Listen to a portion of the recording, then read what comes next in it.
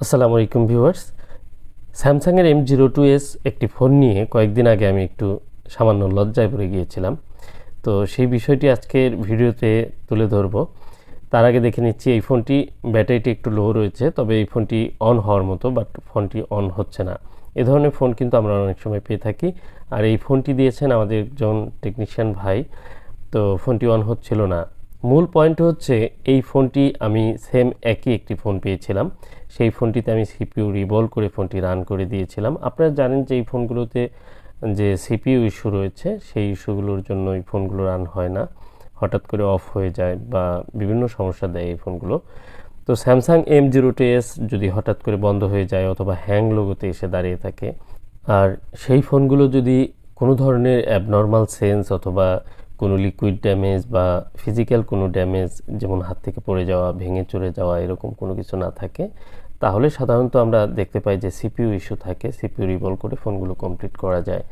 আর যেহেতু এটি প্রচুর পরিমাণে একই প্রবলেম হয়েছে, সেজন্য আমি এই কাজগুলো কিন্তু অনেক শেয়ার করেছি এবং আপনাদের জানিয়ে রেখেছি যে এই ধরনের প্রবলেমগুলো আপনারা সিপিইউ রিবোলিংয়ের মাধ্যমে কিন্তু সলভ করে নিতে পারেন। তো এই ফোনটির যে মূল বিষয়টি সেটি হচ্ছে যে সিপিইউ রিবোলিং স্টিল না কেটে কিভাবে করা যায়, এটির একটি এক্সপেরিমেন্ট আমি কয়েকদিন আগে ভিডিও দিয়েছিলাম। এই দেখুন, সিপিইউটি আমি রিমুভ করেছি এবং কি এটি দেখুন বের করে নিয়ে আসলাম, কিন্তু এই পাশে যে স্টিলের শেলটি রয়েছে সেটি কিন্তু কাটিং করিনি, এবং কি স্টিলের শেলটির মধ্যে কোনো ধরনের কালারের পরিবর্তন হয়নি। এটি হচ্ছে কাজের একটি কোয়ালিটি, সেটি আমি আমার জায়গা থেকে চেষ্টা করি যতটুকু সুন্দরভাবে প্রত্যেকটি কাজ করার, কিন্তু এই সৌন্দর্যই অনেক সময় আমাদের জন্য কাল হয়ে দাঁড়ায়। কথাটি একটু আবেগপ্রবণ হয়ে বলে ফেললাম, কারণ হচ্ছে অনেক সময় আমরা যারা সাধারণ কাস্টমার থাকে তাদের যে কাজগুলো আমরা করে থাকি, অনেক সময় খুব শর্টকাটে অনেক ট্রিক্স আছে আমাদের, যেগুলোর মাধ্যমে কিন্তু আমরা প্রবলেমগুলো সলভ করে ফেলতে পারি। তো কাস্টমার অনেক সময় বুঝে না ব্যাপারগুলো, যে কারণে অনেকে বলে যে আপনি তো কিছুই করলেন না, এত তাড়াতাড়ি ঠিক হয়ে গেল, এতগুলো টাকা নেবেন। এরকম অনেক প্রশ্ন কিন্তু আমরা সম্মুখীন হয়ে থাকি। সাধারণত এই কাজগুলোর কারণেই এই কাজগুলোকে আমরা অনেক সময় অনেক জটিল করে ফেলি। যেরকম অনেকে আছে ছোট্ট একটি কাজ, সেটি সম্পূর্ণ করার পর উনি পুরো মাদারবোর্ডে একটু হিট দিলেন, একটু পেস্ট লাগালেন, বিভিন্ন জায়গায় একটু তাতাল দিয়ে সোল্ডারিং করলেন। আর এসব করার কারণ হচ্ছে যে তার ফোনটি অনেক কষ্টে অনেক কিছু করার পর ফোনটি ওকে হলো। এই যে সান্ত্বনা, এটি অনেক সময় অনেক কাস্টমারের জন্য অনেক বড় কিছু মনে হয়, যে না, অনেক কাজ করে অনেক কষ্ট করে ফোনটি রান হয়েছে। আর যদি ছোট্ট একটি অপারেশন করে আপনার ফোনটি রান হয়ে যায়, তাহলে অনেকে সন্তুষ্ট হন না। এটি একটি ভুল ধারণা। এই ভুল ধারণা থেকে আমাদের বের হয়ে আসতে হবে, কারণ দেখুন, আপনি খুব অসুস্থ, আপনি সামান্য ট্রিটমেন্টে যদি সম্পূর্ণ সুস্থ হয়ে যান, তাহলে কিন্তু আপনার জন্য সেটি অনেক ভালো।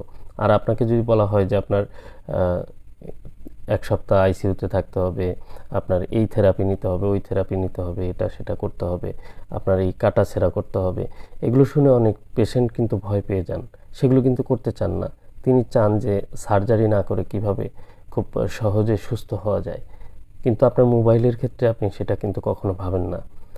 আপনি ভাবেন যে আপনার যে প্রবলেমগুলো সেগুলো সলভ করার জন্য যা যা করণীয় আপনি করেন। তো আমি মনে করি যে একটি ফোনকে যতটুকু কম কাজ করে ফোনটি কমপ্লিট করা যায়, আর সেই ফোনগুলো কিন্তু লাস্টিংয়ের দিক থেকেও পারফরমেন্সের দিক থেকেও অনেক ভালো হয়। যেগুলো আমি কাজ করেছি, আমি সেখান থেকে আমি একটি অভিজ্ঞতা কিন্তু অর্জন করেছি, যে কারণে এই কথাগুলো বলছি। আর মাঝে মাঝে এমন অভিজ্ঞতাও হয় যে আমি কাজ করে দেওয়ার পর আসলে আমি কোনো কাজ করেছি কি না সেটি নিয়েও সন্দেহ প্রকাশ হয়। এর মানে হচ্ছে যে কাজের কোয়ালিটি এতটি সুন্দর করার চেষ্টা করি যে ফোনটিতে কাজ করা হয়েছে সেটি কোথাও কোনো লক্ষণই নেই। তো যে কারণে এক টেকনিশিয়ান ভাই আমাকে একটি প্রশ্ন করেছিল, যার উত্তর কিছুক্ষণ পরে আমি দিব। আশা করি ভিডিওটি আপনারা সম্পূর্ণ দেখবেন, কারণ ব্যক্তিগতভাবে আপনাদেরও এই ধরনের অভিজ্ঞতা থাকতে পারে, অনেক টেকনিশিয়ান ভাইরা ওই ধরনের অভিজ্ঞতা ফেস করতে পারেন। দেখুন, এই যে আমি আইসিটি এখন আবার রিভলভ করে বসিয়ে দিলাম, এবং স্টিলের যে পাশে দেখুন এই যে একটি বর্ডার রয়েছে, যেটির নিচে আইসিটি ঢুকিয়ে দিলাম। এর মানে হচ্ছে যে এই আইসিটি আমি এমনভাবে ইনস্টল করলাম, ইনস্টল করার পর আইসি রিভলভ করে বসানোর পর এই মাদারবোর্ডটিতে আসলে তেমন কোনো লক্ষণ নেই যে এই সিপিইউটি রিভলভ করা হয়েছে, কারণ স্টিলের কোথাও কোনো কালারের পরিবর্তন হয়নি, একটু হিট পড়েছে এরকমও বোঝা যাচ্ছে না। আর স্টিলটি কাটা হয়নি। আর এই সিপিইউটি রিভলভ করার পর, ফোনটি অন করে দেওয়ার পর সাধারণ একজন টেকনিশিয়ান ভাইয়ের মনে কিন্তু প্রশ্ন আসতেই পারে যে আদৌ কি এই সিপিইউটি রিভলভ করা হয়েছে কিনা, বা সিপিইউটি রিমুভ করে আবার নতুন করে বসানো হয়েছে কিনা। কারণ স্টিলের এই কাটিং কুটিং তো কোনো কিছু দেখতে পাচ্ছি না। যেমনটি হয় যে ভাবা পিঠার ভিতরে গুড় গেল কিভাবে। তো যা হোক, দেখুন মাদারবোর্ডটি একদম চকচকে, যদিও স্টিলের যে ঢাকনাটি সেটি ওনার কাছেই রয়েছে, এটিও এক টেকনিশিয়ান ভাই দিয়েছেন।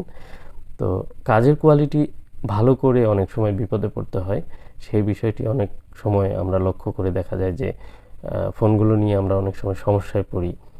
যদিও এই স্টিল কাটার বিষয়টি কোনো কাস্টমার ভাইরা কিন্তু বুঝবে না, এটি টেকনিশিয়ান ভাই যারা রয়েছেন তারাই কিন্তু এই বিষয়টি প্রশ্ন করতে পারেন। তো কানেক্টরে ময়লা রয়েছে, ফোনটি রান হওয়ার কথা, যেহেতু সিপিইউ রিভলভ করে এই ফোনগুলো বলা যায় যে 99% কমপ্লিট হয়ে যায়। তো আমি সকেটগুলো ক্লিন করে নিচ্ছি। আর দেখুন, সামান্য ময়লার কারণেই কিন্তু অনেক সময় এই ফল্টগুলো হয়ে থাকে। দেখুন অলরেডি লোগো চলে আসছে। তো আজকে মূলত ভিডিওটির উদ্দেশ্য হলো যে আমরা যে কাজগুলো করি, আমাদের কাজের উপরে অনেক সময় অনেকের কনফিডেন্সের অভাব থাকলে বা বিশ্বাসের অভাব থাকলে আমাদের অনেক কষ্ট লাগে, অনেক আসলে খারাপ লাগে। যেমন আমি বলেছি সিপিইউ রিভলভ করেছি তো করেছি, হ্যাঁ। তো এখানে সিপিইউ রিভলভ কিভাবে করলাম সেই বিষয়ে আপনার হয়তো এস্টিমেট নাও থাকতে পারে, কিন্তু আপনি আরেকজনকে আন্ডার এস্টিমেট করতে পারেন না। কথাটি কেউ ব্যক্তিগতভাবে নেবেন না, এটি আমার ব্যক্তিগত একটি অভিজ্ঞতা হয়েছে, যে কারণে আমি এটি শেয়ার করলাম। তো যা হোক, পরে যাকে আমি কাজটি করে দিয়েছিলাম ওনাকে যখন বললাম যেটি আমি সিপিইউ রিভলভ করেছি, তখন উনি অবশ্যই বিষয়টি বুঝতে পেরেছেন। আর সেই ফোনটিতে অবশ্য চার্জিংয়ের পোর্ট প্রবলেম ছিল, যে কারণে উনি ভাবছে হয়তো চার্জিং পোর্ট শর্ট থাকার কারণে ফোনটি হয়তো রানিংই ছিল, শুধুমাত্র চার্জিং পোর্ট প্রবলেম ছিল। কিন্তু তাৎক্ষণিকভাবে আমি একটু কিছুক্ষণের জন্য লজ্জিত হই যে আমি কি তাহলে সিপিইউ রিভলভ না করেই ওনাকে বললাম আমি সিপিইউ রিভলভ করেছি। আসলে ছোট ছোট আস্থা বা বিশ্বাস ভেঙে গেলে অনেক সময় অনেক কষ্ট লাগে, কারণ আমি চাই না যে বিন্দুমাত্র অনাস্থা নিয়ে আমার সাথে কেউ কন্ট্যাক্ট করুক। তো ভিডিওটি ভালো লাগলে অবশ্যই লাইক করবেন, কারো এই ধরনের প্রবলেম থাকলে সরাসরি আমার নাম্বারে যোগাযোগ করবেন। আসসালামু আলাইকুম।